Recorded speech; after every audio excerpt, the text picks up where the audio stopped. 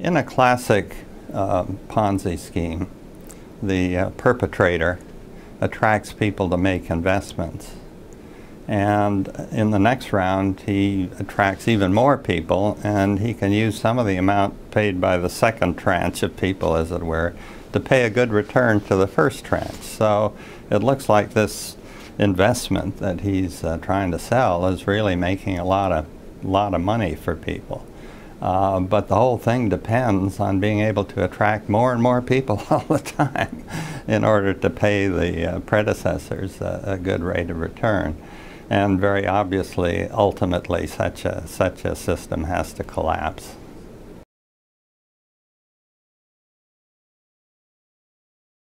It shares one important characteristic with the Ponzi scheme, and that is the system will be better off the more people it can attract to participate. And if the number of participants is growing, it can pay a good return to the beneficiaries.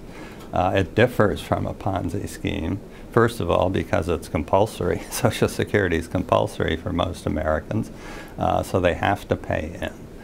Secondly, in a Ponzi scheme, at the end, a lot of people end up with no money at all. It's just all gone.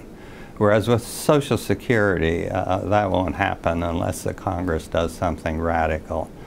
Even if the Congress doesn't reform the system at all, there's enough money coming in from the payroll tax to pay somewhere between 75% and 80% of promised benefits when the trust fund will finally be empty in the 2030s sometime.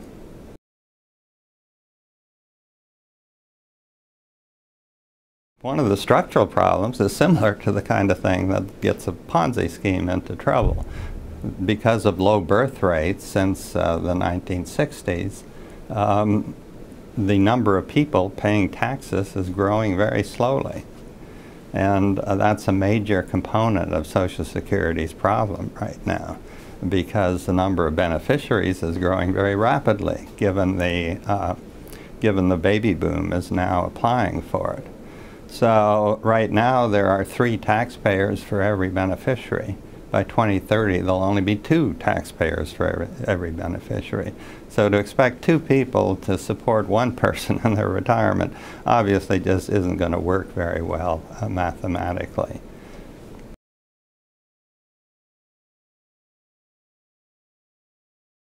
I think that if you look at the reports of various committees and commissions, the President's Commission, the Domenici-Rivlin Commission, there is this kind of consensus forming. Most recommend some increase in the normal retirement age, that is to say the age at which you can get full benefits.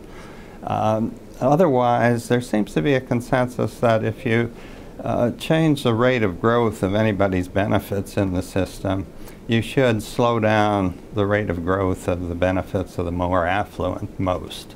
That is to say, most of these recommendations would protect the lower part of the wage distribution.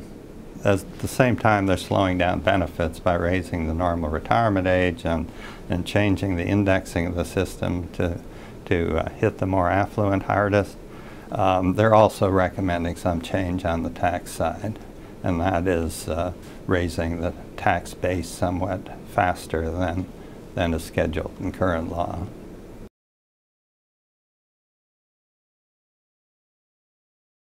Well, it depends on your time horizon.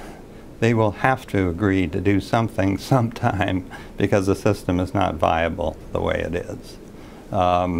When that will occur, it's very hard to say. It's too bad that in the President's most recent proposal he dropped any mention of Social Security.